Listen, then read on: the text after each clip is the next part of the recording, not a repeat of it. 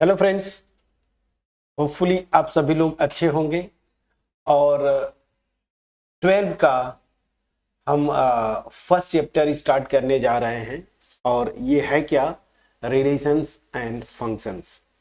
देखिए ये टॉपिक जो है ऑलरेडी हम लोग 11th में कर चुके हैं और अगर आपका बेस क्लियर नहीं है तो आप जाके प्लीज़ हमारा 11th का जो वहाँ पे रिलेशन और फंक्शंस वाला टॉपिक है, चैप्टर है, वहां से आप पहले उसको देखें, थोड़ा सा बेस क्लियर करें, फिर यहां पे आए। ठीक है, चलिए अब यहां पे रिलेशंस की अगर बात करते हैं, सबसे पहले हम रिलेशंस करेंगे। तो 11th में हमने क्या सीखा था कि बेसिकली दो सेट्स लेते थे, ए और बी। ठीक, और जो रिलेशन होता था, नोटेशन हम लोग ऐसे यूज किए थे, R from set A to set B, इसको हम बोलते थे ये रिलेशन है। ठीक है ना। अगर सीधी सी बात है, जो रिलेशन होता था वो रिलेशन, कोई भी रिलेशन सेट ए से सेट बी पे क्या होता है, सबसेट होता है ए और बी के कार्टेशियन प्रोडक्ट का। ये जनरल अगर बोले आप डेफिनेशन है। ठीक है ना। हमने बहुत सारे एग्जांपल्स भी किए थे। ठीक है ना, बहुत सारे एग्जांपल्स भी किए और रिलेशन का डोमेन, फिर कोडोमेन, रेंज, ये सारी चीजें हमने डिस्कस किए थे वहां पे। अब चलिए, जो 12 का आपका रिलेशंस का जो टॉपिक है, जस्ट इसी का एक्सटेंशन जो आपने 11th में किया। तो ये बेसिक चीजें हमें पता है, बाकी अब मैं नहीं लिखूंगा। रिलेशन में अगर मैं बोलूं कि ए बी, ठीक है ना, एक मेंबर है इस रिलेशन का, या फिर हम इसको ऐसे भी लिखते थे कि ए जो है इस रिलेशन के थ्रू बी से रिलेटेड है। तो जहां पे ए किसका एलिमेंट होगा, स्मॉल ए कैपिटल ए का, स्मॉल बी जो है कैपिटल बी। जो सेट्स हैं कैपिटल ए और कैपिटल बी रिस्पेक्टिवली, उनके एलिमेंट्स होते थे। अब यहां पे हम सर्टेन जैसे बोलते हैं ना, कंडीशंस बोलिए या रिलेशन आप पहले से डिफाइन कर देते थे और उसके बाद फिर उसके एलिमेंट्स वगैरह निकालते थे। बट इन जनरल जो रिलेशन होता है किसी सेट ए से सेट बी पे, वो इस कार्टेशियन प्रोडक्ट का क्या होता है, सबसेट होता है। ये जनरल डिफिनीशन। फिर बहुत सारे कॉन्सेप्ट्स हमने बेसिक वहां पे डिस्कस किए थे। 12 का जो सिलेबस है आपका, जहां से स्टार्ट होता है, अब वो क्या होता है कि यहां पे जो रिलेशन की बात करेंगे वो सेम सेट से सेम सेट पे होगा। मतलब ए टू ए ना, ए अगर कोई सेट है तो सेट ए से सेट ए पे ही कितने रिलेशंस पॉसिबल होंगे, या उन रिलेशंस के टाइप, डेफिनेशन, ये सारी चीजें हमें डिस्कस करना है। ठीक है ना। तो अब आपका माइंडसेट क्या होना चाहिए कि जो कुछ भी हम डिस्कस करेंगे रिलेशंस यहाँ पे 12 में, वो किसी सेट पे होगा, मतलब ए टू ए। तो इसी को बोलते हैं रिलेशन इन सेट ए। तो मतलब क्या हुआ कि ए टू ए हम रिलेशन की बात कर रहे हैं। ठीक है, चलिए अब ऑब्वियस सी बात है, अब यहां पे कोई रिलेशन अगर मैं बोलूंगा, ठीक है ना, आर, तो वो रिलेशन क्या होगा, सबसेट होगा। ऑब्वियस सी बात है, ए क्रॉस ए का ना, ए का खुद ए के साथ कार्टेशियन प्रोडक्ट लीजिए तो उसके जितने सबसेट्स होंगे ना, वो सब के सब रिलेशंस फॉर्म करते हैं। ठीक है, ये समझ में आ गया। तो अब चलिए, इतनी बेसिक चीजें अगर आपको समझ में आ जाती हैं, रिलेशंस का डिफिनीशन आप कर चुके हैं, तो फर्दर इसमें अब नहीं करना है हमें। जो है यहां का जो सिलेबस है अब वही से स्टार्ट करेंगे। तो रिलेशन, अगर किसी सेट ए पे आर एक रिलेशन है, तो इस जो रिलेशन की बात करते हैं इसके टाइप्स की बात करेंगे। आपका सिलेबस यही से स्टार्ट होता है, तो टाइप्स की बात करेंगे। दो बेसिक, जो सबसे बेसिक रिलेशंस हैं वो क्या है, एक को बोलते हैं आप, हालांकि ये मैं पहले भी आपको बता चुका हूं, ठीक है ना, वाइड रिलेशन, इम्पिटी या इम्पिटी रिलेशन। ठीक है ना। तो यहां पे हम स्टार्ट करेंगे क्या, बस सबसे पहले अब दिमाग में आप बिठा लीजिए कि जो कुछ भी हम डिस्कस करेंगे relation, relation in set A. ठीक है ना, दैट मीन्स क्या हुआ, दैट इज, इसका मतलब क्या हुआ, कोई भी रिलेशन हम यहां पे लेंगे आर, तो ऑब्वियस ही बात है हम, ये सबसेट होगा ए क्रॉस ए का। ठीक है, अब चलिए, तो इसके टाइप्स की बात करते हैं। किसी सेट ए पे जो रिलेशंस बनते हैं उनके टाइप्स की बात करेंगे तो सबसे पहला जो डेफिनेशन है या टाइप है, ठीक है ना, वो क्या है, हालांकि इसको हम कर चुके हैं, इम्पटी रिलेशन, ठीक है ना, इम्पटी रिलेशन, इम्पटी, तो जितना अच्छा लिखने की कोशिश करिए, चलिए, इम्पटी रिलेशन, ठीक है ना, या इसी को आप बोलते हैं वाइड रिलेशन, या फिर आप बोलते हैं नल रिलेशन, कई रिलेशंस होते हैं। तो यहाँ पे मतलब इसका नाम मैं बोल रहा हूं, इसके सिनोनिम्स इम्पटी, वाइड या नल। तो इम्पटी रिलेशन क्या होता है, सीधी सी बात है, एक सेट लीजिए, ठीक है ना, उस पे एक रिलेशन जिसमें कोई एलिमेंट ना हो, ठीक है ना, तो हम बोलेंगे कि वो रिलेशन इम्पटी रिलेशन। इसका मतलब क्या हुआ, उस रिलेशन के थ्रू ए का कोई भी एलिमेंट ए के किसी भी एलिमेंट के साथ रिलेटेड नहीं होगा, ठीक है ना, सिंपल सी बात है। अगर मैं बोलता हूं कि एक रिलेशन लिया मैंने आर किसी भी सेट ए पे, तो मैं बोलूंगा ये इम्पटी रिलेशन है, नोटेशन ये होता है। इसका मतलब क्या हुआ कि सेट ए का कोई भी एलिमेंट जो है ना, सेट ए के किसी भी एलिमेंट के साथ रिलेटेड नहीं है इस रिलेशन के थ्रू। तो चलिए अब मैं जो मैंने आपको एक्सप्लेन किया इसका डिफिनीशन लिख देता हूं। So a relation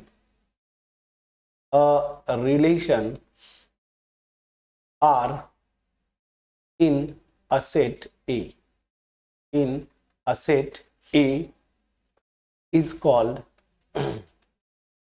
called empty relation. याद करिए क्या, इम्पटी रिलेशन, या इम्पटी रिलेशन, या फिर इसको बोलते हैं नल रिलेशन या वाइड रिलेशन, ठीक है ना। इम्पटी रिलेशन, मैं इसको प्रॉपर लिख देता हूं यहां पे, is called empty relation,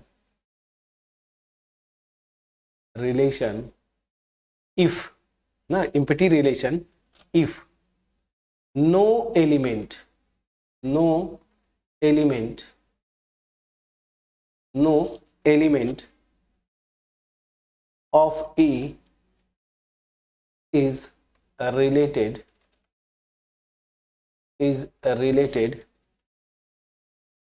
to any element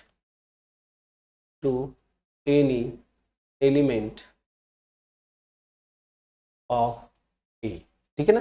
that is mathematically कैसे लिखेंगे, that is R is equal to, आप इसको बोलते हैं आपको फाई, और ऑब्वियस ही बात है ये जो होगा सबसेट होगा इसका ए क्रॉस ए का, ठीक है ना।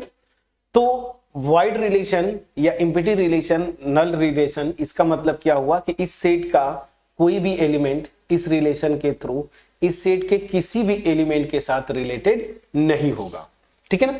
अब आप बोलेंगे कि सर एग्जांपल कर दीजिए, बहुत आसान, दो एग्जांपल्स मैं इम्पटी रिलेशन का करूंगा। चलिए मैं क्या करता हूं, जैसे मान लीजिए लेट मैं एक सेट लेता हूं दिस, ठीक है ना, दिस, और ये है क्या, मैं सिंपली नंबर्स ले लेता हूं, फॉर एग्जांपल 1 2, ठीक है ना, मैंने दो एलिमेंट्स ले लिए इस सेट ए में, ठीक है ना। अब मैं एक डिफाइन कर रहा हूं, डिफाइन अ रिलेशन आर, ठीक है ना, ऑन ए। तो ऐसे आप लिखते हैं डिफाइन दिस सच दैट, कैसे मैं डिफाइन करता हूं रिलेशन आर, यहां पे मैं डिफाइन करता हूं those ordered pairs A B, ठीक है ना। अब ये ऑर्डर्ड पेयर्स की बात करेंगे तो मतलब सीधी सी बात है ए और बी दोनों इसी सेट ए के एलिमेंट्स होंगे, ठीक है। So this such that mod of A minus B, ठीक है ना, this is equal to, for example मैंने ले लिया फॉर एग्जांपल 5। चलिए मैंने ये रिलेशन डिफाइन किया। सो यहां पे देखिए इसमें आप चूंकि दो ही एलिमेंट्स हैं तो जो पेयर्स आप बनाएंगे, या मैं यूं बोलूं ए क्रॉस ए में कितने एलिमेंट्स होंगे, तो ए क्रॉस ए में टोटल 4 एलिमेंट्स होंगे। क्या क्या होंगे, 1 1, यहां पे 1 2, फिर 2 1, फिर 2 2, यही होंगे फ्रेंड्स 4 एलिमेंट्स। चलिए इसको मैं ना अब एक्चुअली उधर दिख पूरा प्रॉपर दिख नहीं रहा था, तो मैं आपको यहाँ पे लिखता हूँ। मान लीजिए ए, तो सॉरी ए क्रॉस ए, ए क्रॉस ए क्या होगा 1,1 1,2 फिर 2,1 फिर 2,2, ठीक है ना। ओह, मैं जो चीज करना चाहता हूँ ना वो चीज हो ही नहीं पा रहा है। मैं यहाँ पे कंप्लीट ब्रेसेस के अंदर लिखना चाहता हूँ। चलिए ठीक है, ये हो गया, छोटा लिखते हैं 2,1 2,2 अब आ गया, ठीक है। ये मेरे एलिमेंट्स होंगे, ठीक है। अब इसमें कोई भी एलिमेंट आप लीजिए, तो एलिमेंट मतलब ये ऑर्डर्ड पेयर। अब इनका डिफरेंस का मॉडुलस मतलब डिस्टेंस आप निकाल रहे हैं, तो यहाँ पे 0 होगा, यहाँ पे डिस्टेंस निकालेंगे मतलब मॉड ऑफ 1 - 2, तो ये 1 आएगा, यहाँ पे भी 1 आएगा, यहाँ पे 0 आएगा। तो मैं देख रहा हूं कि यहाँ पे कोई ऑर्डर्ड पेयर नहीं बन रहा है, या फिर मैं दूसरे तरीके से बोलूं कि कोई भी दो एलिमेंट्स ए के ऐसे नहीं मिलेंगे जिनका मतलब जिनके बीच का डिस्टेंस, ये क्या होता है डिस्टेंस मेजर करता है, जिनके बीच का डिस्टेंस जो है 5 हो। सो दैट मीन्स क्या हुआ, अगर मैं ये डिफाइन किया तो ये रिलेशन मेरा क्या होगा 5। मतलब क्या हुआ, इसमें अगर ये डिफिनीशन है तो इसमें कोई भी एलिमेंट नहीं आएंगे, या मैं यूं बोलूं कि इस रिलेशन के थ्रू सेट ए का कोई भी एलिमेंट सेट ए के किसी भी एलिमेंट के साथ रिलेटेड नहीं है। यही ना इसका मतलब क्या हो गया, ये इम्पिटी रिलेशन हुआ। उसी तरीके से एक और एग्जांपल थोड़ा ले लेते हैं प्रैक्टिकल। मान लीजिए सेट ए जो है ना, ठीक है ना, ये है क्या, ये कलेक्शन है, is collection is collection of all boys ना, boys in a particular school, in a school, चलिए मैं लिख देता हूं इन अ स्कूल, मान लीजिए कैपिटल एक्स। इसका मतलब क्या हुआ, सेट ए जो है ना, मान लीजिए आप ही का स्कूल है, उसमें सारे बॉयज का कलेक्शन मैंने ले लिया, ठीक है ना।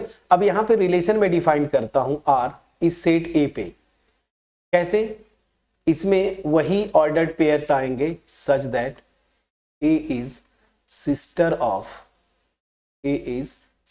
ऑफ क्या, सिस्टर ऑफ बी। चलिए, तो यहां पे क्या हुआ कि मैंने सेट ए जो लिया, ये कलेक्शन क्या, सारे बॉयज का ना, आपके स्कूल के सारे बॉयज का कलेक्शन, ठीक।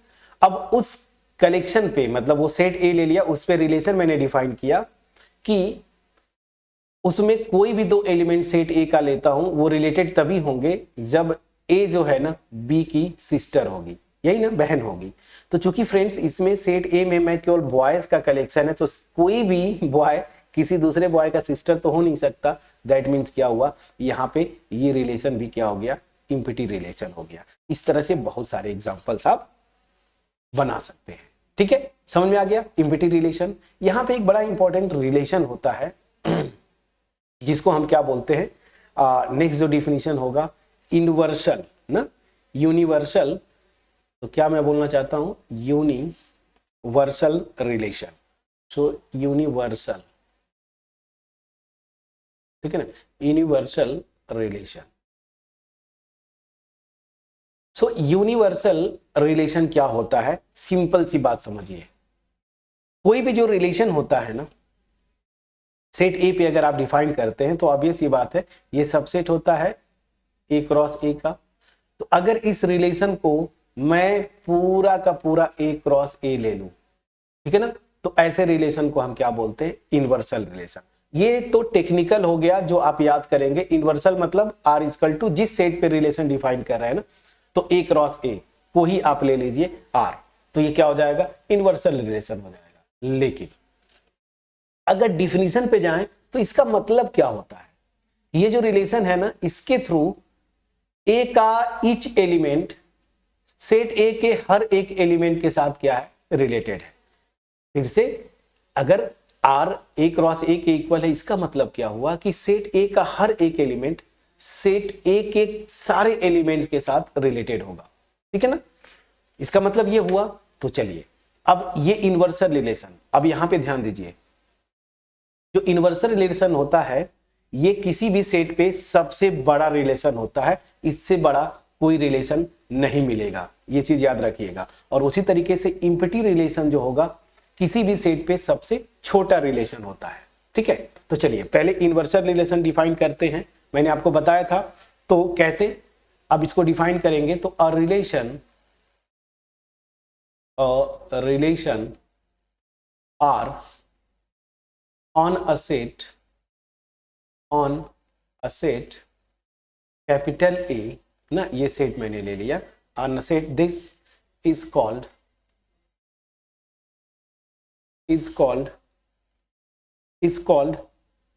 Universal relation. क्या?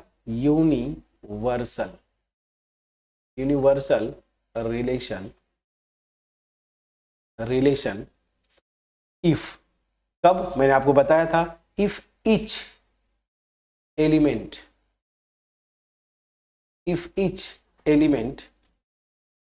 of set A is related to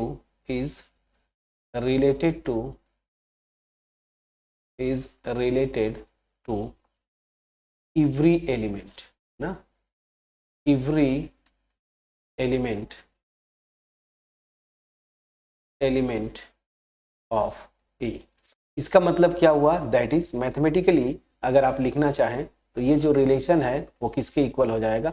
A cross A के, अभी जस्ट मैंने आपको बताया था। तो this will be equal to A cross A। ठीक है ना, तो ऐसे रिलेशन को हम क्या बोलते हैं? Universal relation. ठीक है, अब चलिए एग्जाम्पल करते हैं। सबसे आसान एग्जाम्पल मैं आपको बताऊंगा जहां से आपको चीजें क्लियर हो पाए। मान लीजिए मैंने सेट जो लिया ना, ये देखिए सेट ए, ये है क्या? वही जो ऊपर मैंने लिखा था 1 2। ठीक है, फॉर एग्जाम्पल तो अगर मैं यहां पे रिलेशन डिफाइन जो कर रहा हूं आर इस सेट ए पे, इसको मैं क्या ले लूं? देखिए ए क्रॉस ए जो मैंने निकाला था ऊपर कहीं, ये ना, यही ए क्रॉस ए को आप ले लीजिए। तो यहां पे क्या हो रहा है ध्यान दीजिएगा, 1,1, फिर 1,2, फिर 2,1 एंड देन 2,2। ठीक है, ये होगा। अब ध्यान दीजिए यहां पे ये रिलेशन जो है इन्वर्सल रिलेशन है। So let this then this R is universal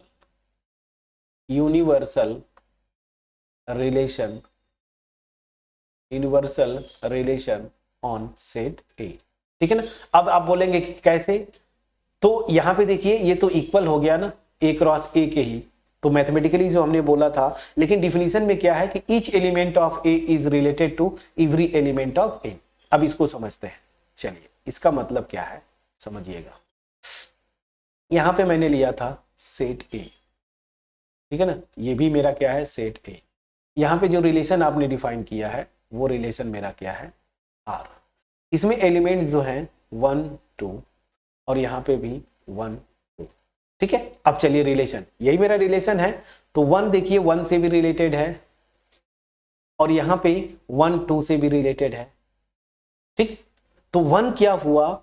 set ए के हर एक एलिमेंट के साथ रिलेटेड हो गया। उसी तरीके से 2 देखिए 1 के साथ भी रिलेटेड है और 2 जो है 2 के साथ भी रिलेटेड है। ठीक है, तो यहां पे मैंने क्या देखा कि यहां का हर एलिमेंट, जैसे 1 लिया तो ये क्या है? 1 से भी रिलेटेड है, 2 से भी। उसी तरीके से 2 को लिया, ये 1 से रिलेटेड है और 2 से भी रिलेटेड है। एरो डायग्राम से क्लियर हुआ। तो डेफिनेशन जो था कि सेट ए का ईच एलिमेंट सेट ए के एवरी एलिमेंट के साथ रिलेटेड होगा, तो ऐसे रिलेशन को हम क्या बोलते हैं? Universal relation. तो देखिए ये यूनिवर्सल रिलेशन हुआ। तो जब भी आपको यूनिवर्सल रिलेशन की बात करना हो किसी भी सेट पे, तो बस ए क्रॉस ए को ही आप ले लीजिएगा आर। ठीक है, अब यहां से कुछ जो कॉन्सेप्ट्स हैं जो कि आपको हमेशा याद रखना है, और वो कॉन्सेप्ट क्या है? चलिए concept,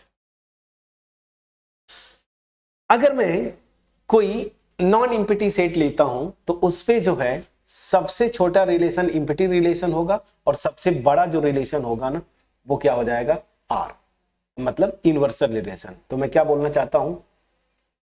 on any non-empty set non empty नहीं ले रहे हैं फ्रेंड्स। इम्पिटी लेंगे तो कोई भी रिलेशन आप डिफाइन करेंगे वो इम्पिटी ही होगा ना, मतलब नल या इम्पिटी रिलेशन होगा, तो उसकी मैं बात नहीं कर रहा हूं। तो मैं on any non empty set, non empty set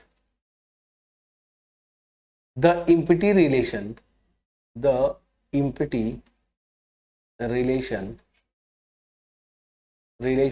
is smallest, हाँ ऐसे मैं लिख दूं कोई दिक्कत नहीं, is smallest and the universal relation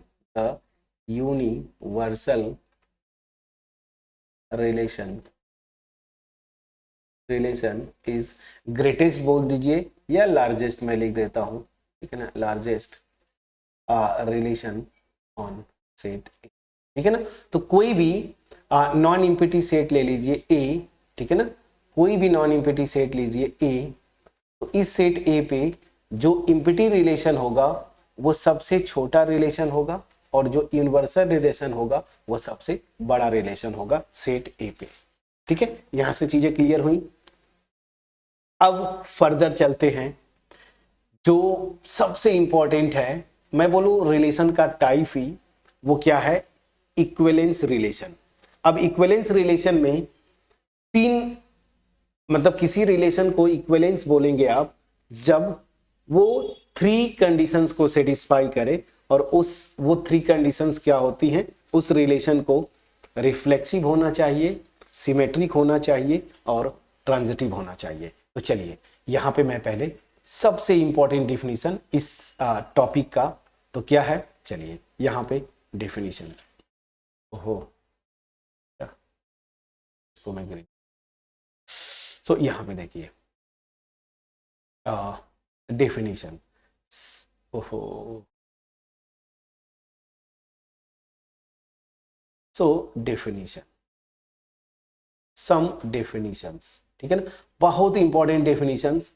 सबसे पहला क्या मैं डिफाइन करूंगा, रिफ्लेक्सिव, सिमेट्रिक और ट्रांजिटिव, ये तीनों रिलेशंस। तो इसके लिए मैं लिखता हूं, पहले ए जो है कोई भी सेट लेता हूं, so let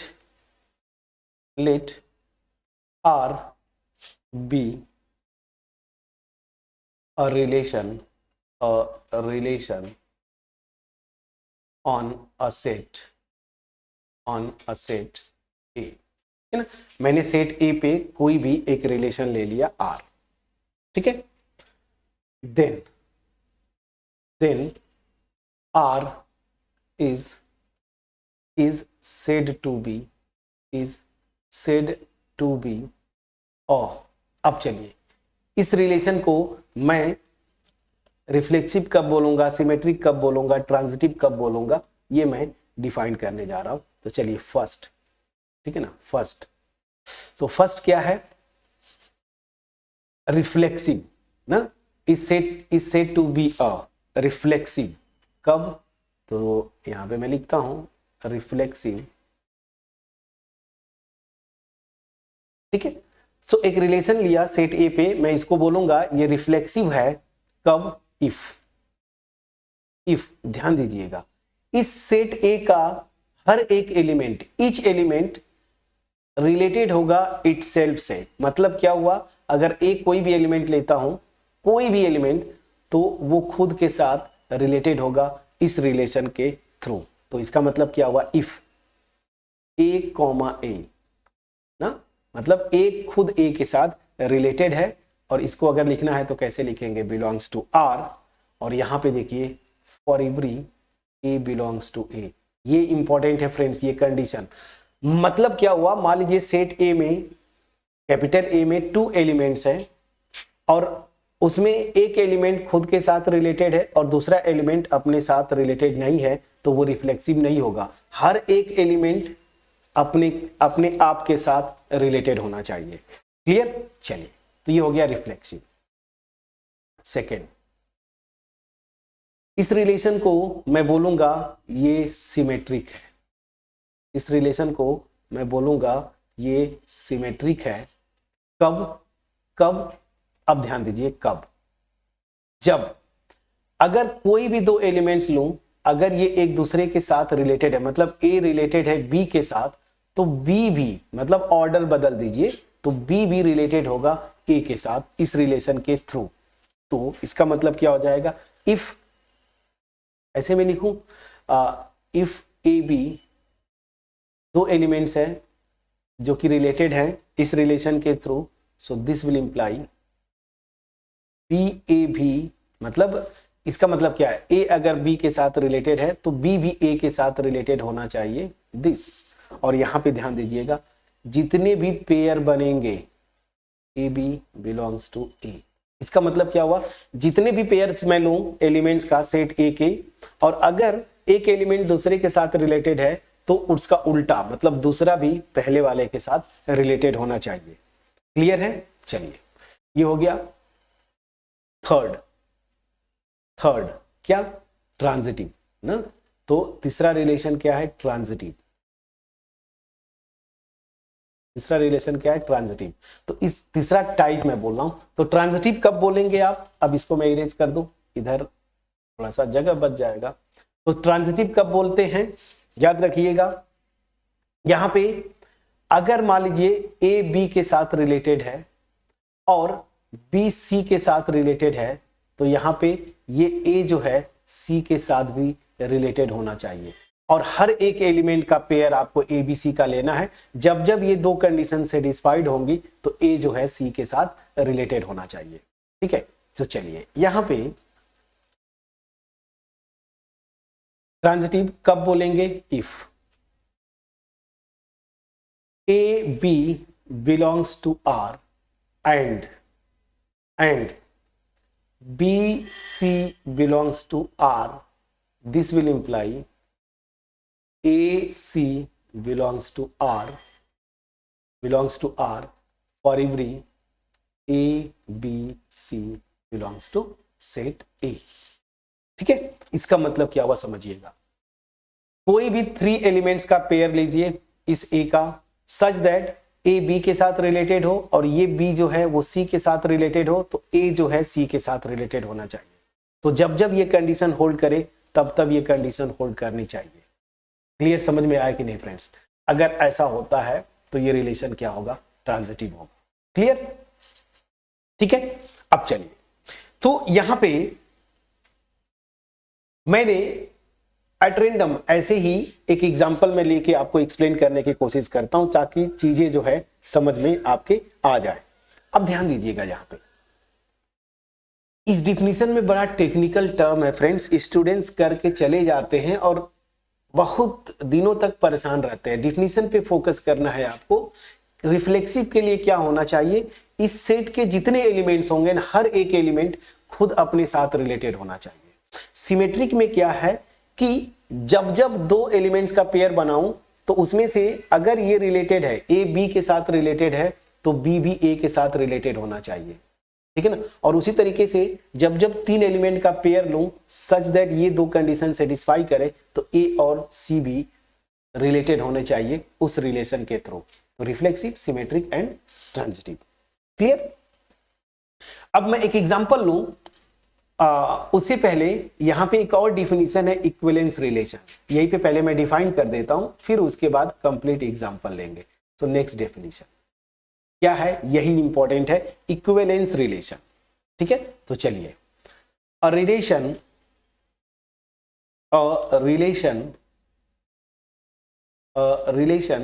are in a set capital A is said to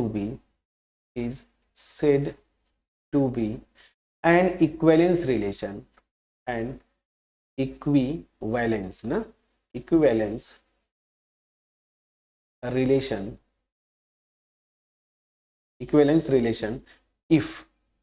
if क्या होना चाहिए, if R is, ये तीनों कंडीशन सेटिस्फाइड हो, मतलब ये तीनों जो कंडीशंस है ना, रिफ्लेक्सिव, सिमेट्रिक और ट्रांजिटिव का, ये होल्ड करे। So if R is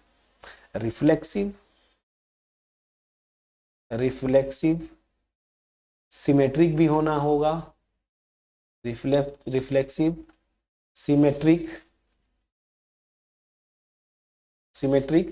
and transitive भी होना चाहिए।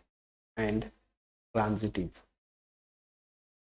रिफ्लेक्सिव भी हो, सिमेट्रिक भी हो और क्या हो, ट्रांजिटिव भी हो। तो ऐसे रिलेशन को हम क्या बोलते हैं, इक्विवेलेंस रिलेशन। ठीक है, अब चलिए, अब अगर आपको डिफिनीशन समझ में आ गया तो बस एक एग्जांपल मैं लिखता हूं और यहां से आपको मैं एक्सप्लेन करने की कोशिश करता हूं। चलिए, यहां पे फॉर एग्जांपल मैं सेट ए को लेता हूं, सेट ए को मैं लेता हूं 3 एलिमेंट्स। फॉर एग्जांपल मान लीजिए मैं क्या ले लूं, एक्स वाई जेड ले लिया, एक्स वाई एंड जेड।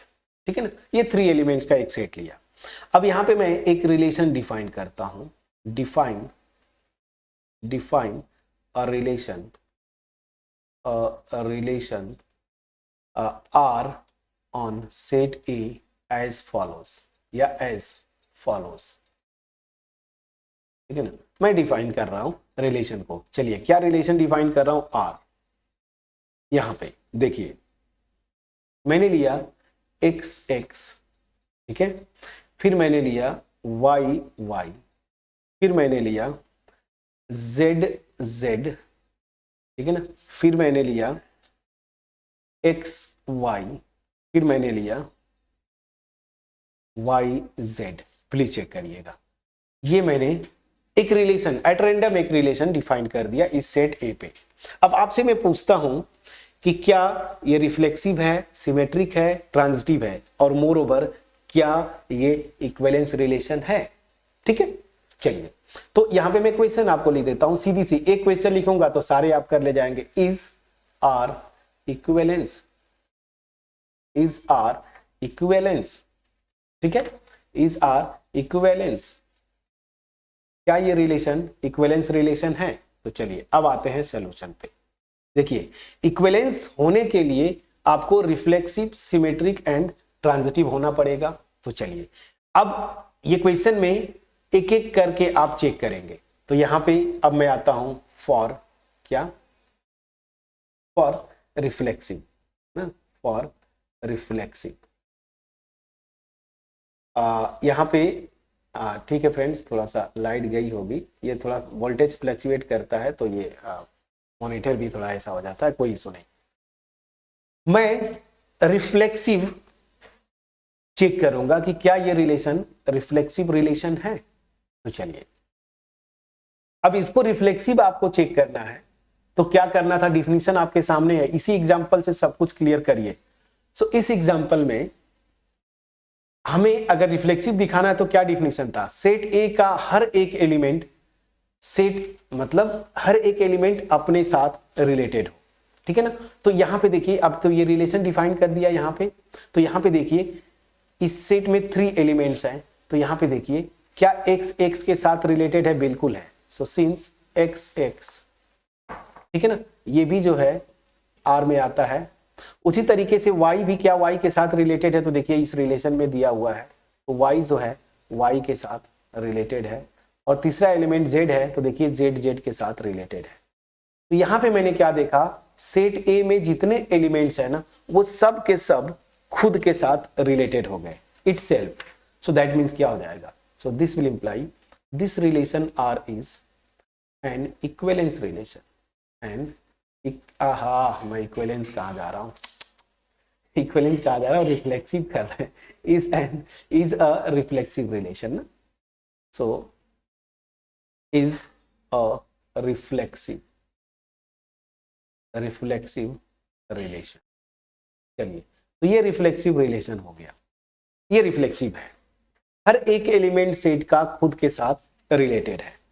अब चलिए, ये हो गया। अब आप क्या चेक करेंगे, सिमेट्रिक चेक करेंगे। तो चलिए यहां पे आते हैं फॉर सिमेट्रिक ना। आप क्या चेक करेंगे, क्या ये रिलेशन सिमेट्रिक है। तो सिमेट्रिक चेक करने के लिए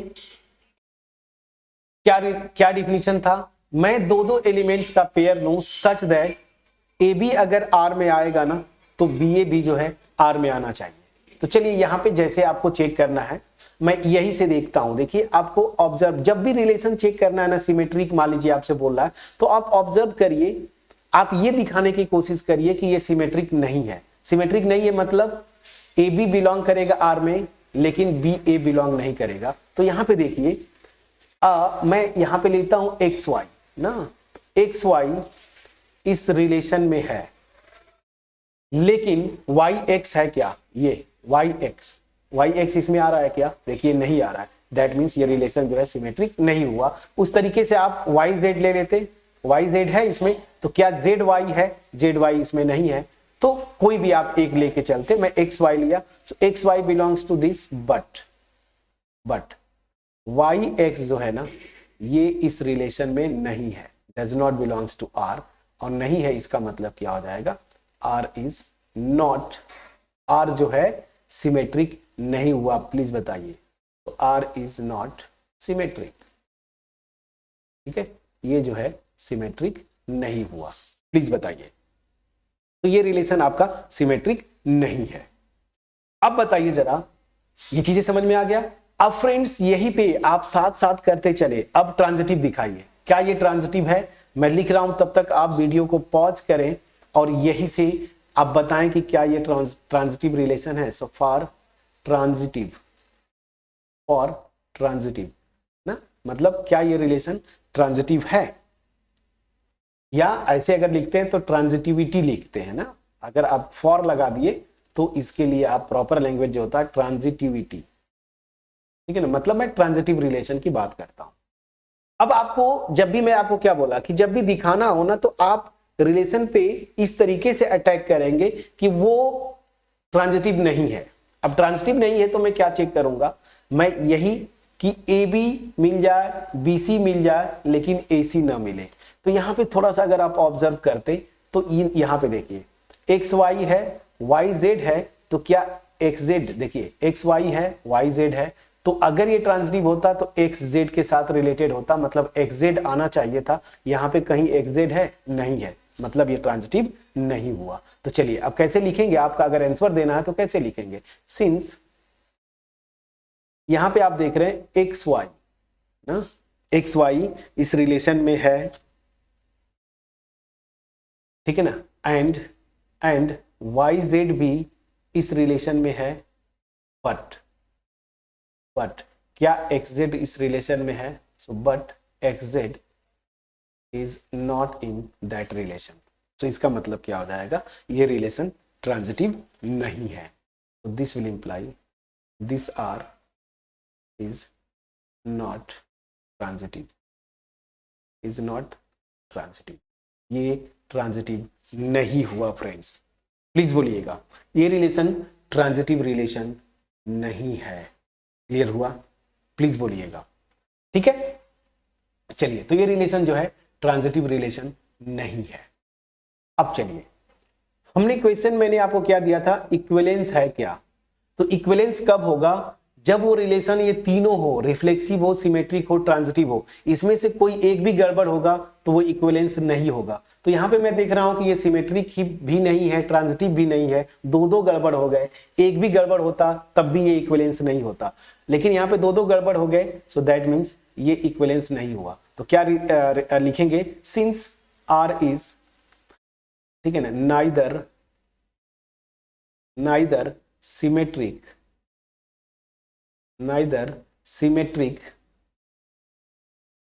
नॉर ट्रांजिटिव, ये ना ही सिमेट्रिक है ना ही ट्रांजिटिव है। So this will imply R is not an equivalence relation,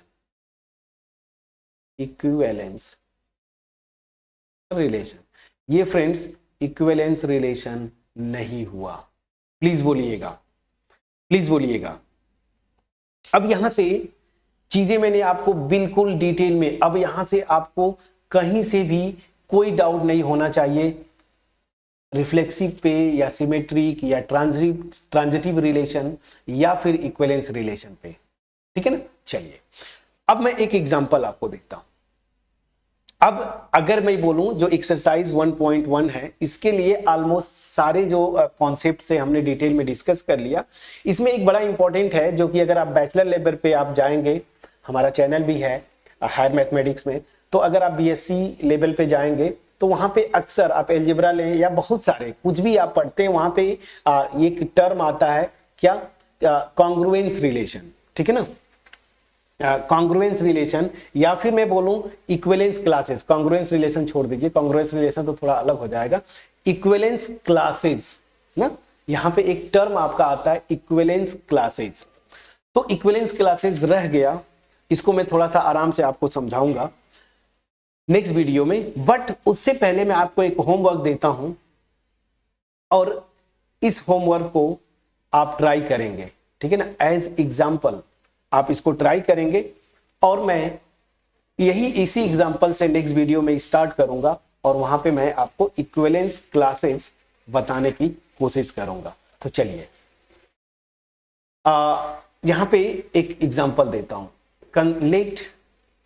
late जो सेट ए मैं ले रहा हूं ना, इसको मैंने ले लिया सेट ऑफ इंटीजर्स। याद करिए सेट ऑफ इंटीजर्स, ये सेट ऑफ इंटीजर्स क्या होता है, 0 plus minus 1 plus minus 2 plus minus 3 dot dot dot, ठीक है, ये होता है आपका सेट ऑफ इंटीजर्स। ठीक, अब इस पे मैं एक रिलेशन डिफाइन कर रहा हूं, define a relation on A मतलब set of integers. Define a relation, R लिखना चाहिए था, define a relation R on set A as follows, ठीक है ना। कैसे आप ये रिलेशन डिफाइन कर रहे हैं आर।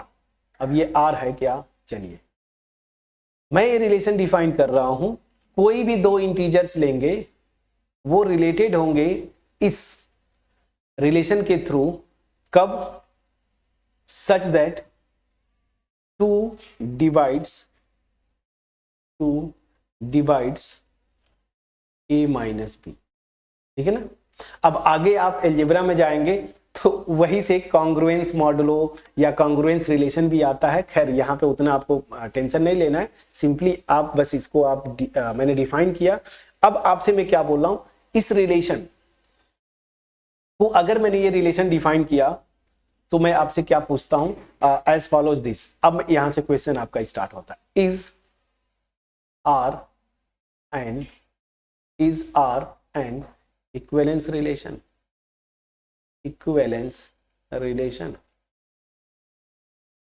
ये आपका होमवर्क है। तो क्या मैंने आपसे पूछा, सेम जैसे ऊपर मैंने आपको क्वेश्चन दिया था वैसे मैंने यहां पे बोला कि क्या ये इक्विवेलेंस रिलेशन होगा। तो फ्रेंड्स जब इक्विवेलेंस रिलेशन है, ये दिखाने के लिए आपको क्या दिखाना होगा, सबसे पहले ये बहुत कॉमन एग्जांपल है, ये अक्सर आप देखेंगे मतलब होम एग्जाम्स में आते रहते हैं, मे बी बोर्ड में भी आप चेक करिएगा, इस तरह से क्वेश्चन या तो यही क्वेश्चन या तो इससे मिलता जुलता क्वेश्चन अक्सर आते हैं। और यही से हम पहली चीज कि आपको दिखाना क्या है, आपको दिखाना है कि ये रिफ्लेक्सिव होगा, सिमेट्रिक होगा और ट्रांजिटिव होगा। ये तीनों हो गए तो इक्विवेलेंस रिलेशन हो जाएगा, इसमें से कोई एक भी गड़बड़ हुआ इक्विवेलेंस रिलेशन नहीं होगा, पहली चीज।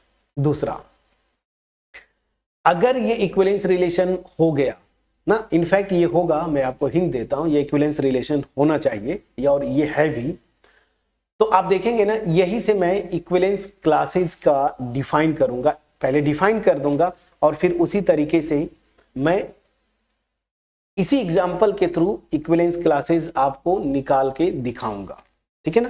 तो नेक्स्ट वीडियो में बहुत इंपॉर्टेंट होगा, वीडियो नेक्स्ट वाली मिस मत करिएगा।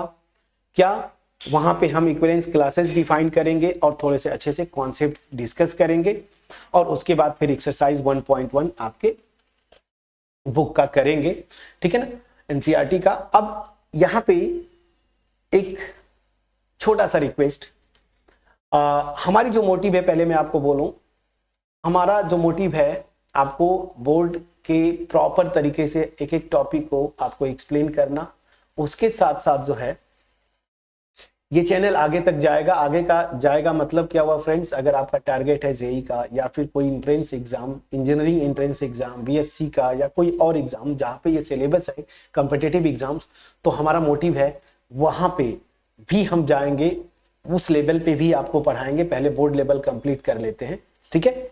तो चैनल, मैं जो बोलना चाहता हूं, चैनल को प्लीज सब्सक्राइब करिएगा, वीडियो अच्छी लगी हो अपने फ्रेंड्स के साथ शेयर करिएगा, कहीं पे कोई डाउट होगा प्लीज आप कमेंट सेक्शन में जरूर लिखिएगा, ठीक है। और याद रखें फ्रेंड्स, आपका एप्रिसिएशन ही हमें मोटिवेट करता है इस तरह की वीडियोस बनाने का, ठीक है। सो मिलते हैं नेक्स्ट वीडियो में, जहां पे इंपॉर्टेंट कॉन्सेप्ट इक्विवेलेंस क्लासेस हम सीखेंगे, और उसके बाद फिर जो है आपको आगे एक्सरसाइज पे मूव करेंगे, 1.1 जो आपका एक्सरसाइज है। सो मिलते हैं नेक्स्ट वीडियो में, तब तक अपना ख्याल रखें, पढ़ाई करते रहें। Thank you so much friends.